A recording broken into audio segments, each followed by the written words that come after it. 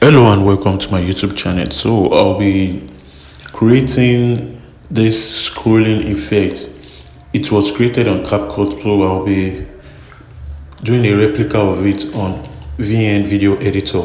So just sit back and watch till the end on how I'll take you through how you can do the same on VN Editor.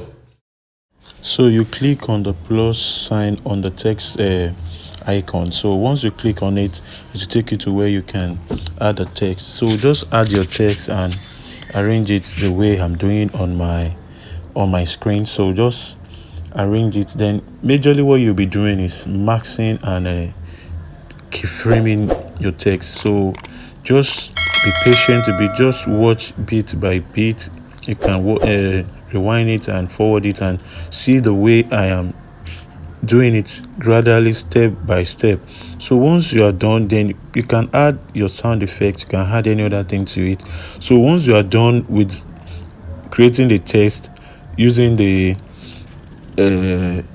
text icon, and especially make sure that the background is a plain background, either white or black, depending on what you are going to do. So once you are done with that, so you just export your text, then you create another timeline with the image you want at the background, and